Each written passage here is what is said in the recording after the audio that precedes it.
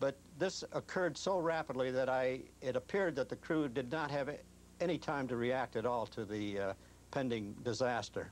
Leo, on our model, what you're talking about, there is a provision where if the commander and pilot have an indication in time, if they can quickly separate just the space orbiter itself away from all the fuel, but there's no indication anywhere at any time today that they had even a second or two to do that. No indication at all.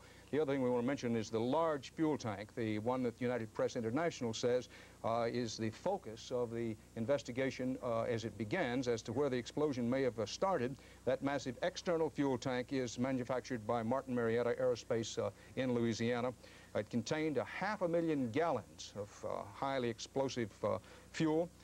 The fuel is the most explosive element in the whole system, but we emphasize that nobody at Martin Marietta Aerospace or with NASA is saying that the explosion actually began in this tank. They simply do not know. Thank you very much, Leo Krupp in Los Angeles. We want to go now to Houston, where our old friend, astronaut Alan Bean, former astronaut and present artist and painter Alan Bean, who flew on both the Apollo and Skylab missions.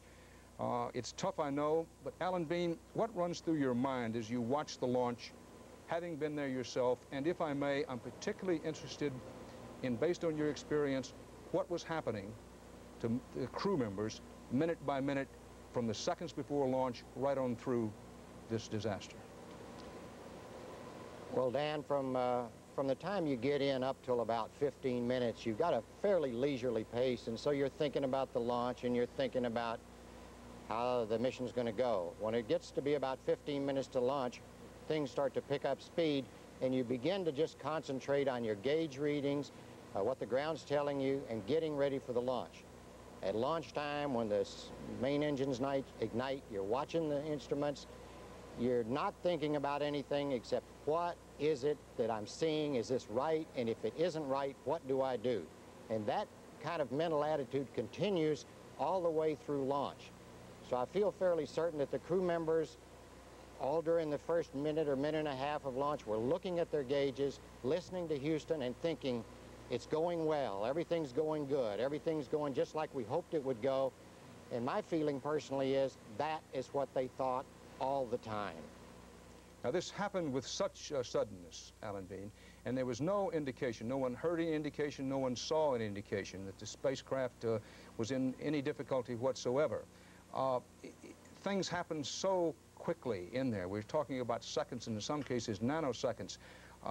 Speculation pure and simple, but would the commander and the pilot have had a gauge indication that something was wrong? One of the things that you do when you design spaceships, of course, is you try to design them so they never fail, and that doesn't work. So if that doesn't work, then you say, what parts could possibly fail? Maybe a computer. Okay, we'll put 5 of them on board. How about the external tank? Well, we can't put 5 of those on board. They're too big. We better build the one we have and make sure it works. Don't bother putting a lot of instrumentation on there, because if something does go wrong, there's nothing you can do anyway. So I feel that if it was a failure of the external tank or the solid rocket booster up in the middle of it somewhere, like Leo was talking about, that there's no instrumentation there that the crew can readily get an indication that something's going wrong.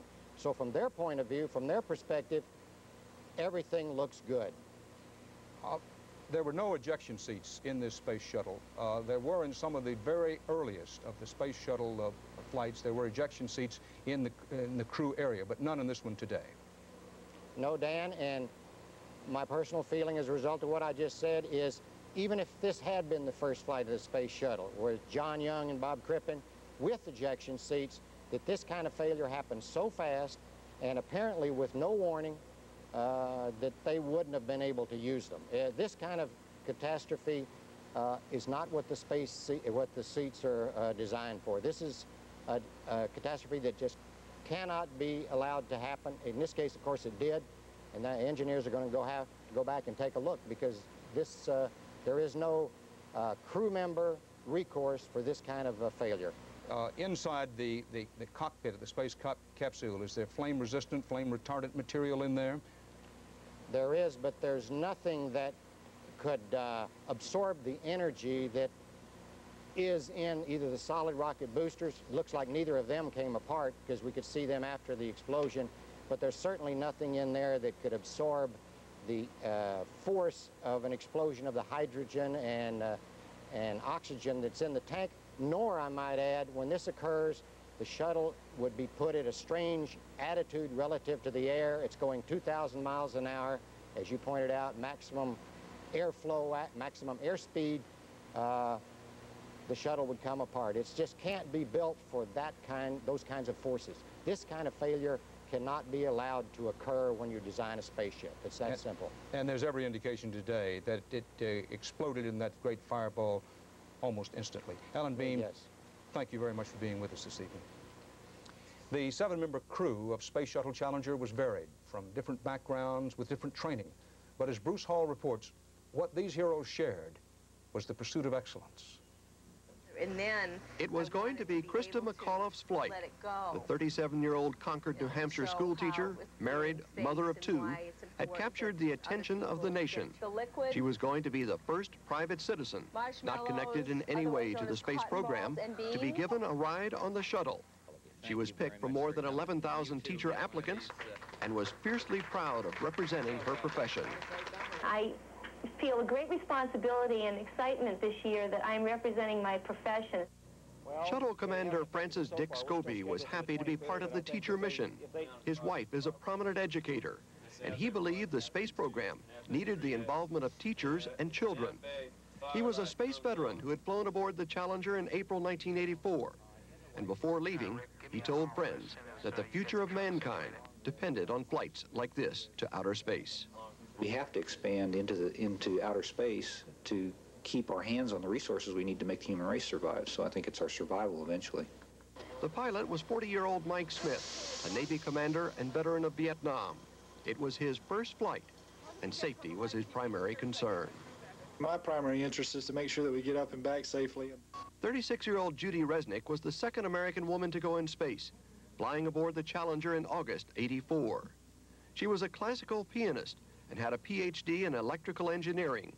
A research scientist, she was the only one aboard who was single. Ellison Onizuka and Ron McNair had gone through special training so they could take a walk in space to fix any emergencies that might occur aboard the shuttle. It was Onizuka's second flight. He was an aerospace engineer and a pilot who had spent much of his career teaching other pilots at the elite test pilot school. 36-year-old McNair had a PhD from Massachusetts Institute of Technology and was an expert in the field of lasers. It was his second trip into space. 41-year-old Greg Jarvis was overjoyed to finally get aboard the shuttle. He had been bumped twice, first by Senator Jake Garn and later by Congressman Bill Nelson. It was his first flight, but he was the one who tried to relieve the pressure on the others. It was his idea to take Krista McAuliffe for a bike ride when she became restless following Sunday's postponement. It was a crew doing what they know best, a crew doing what they wanted to do in life. Bruce Hall, CBS News. As Bruce Hall mentioned, Senator Jake Garn, Cactus Jake Garn of Utah, flew in a shuttle mission. He was the senator who flew in one of the shuttle missions, followed, of course, by a member of the House of Representatives. And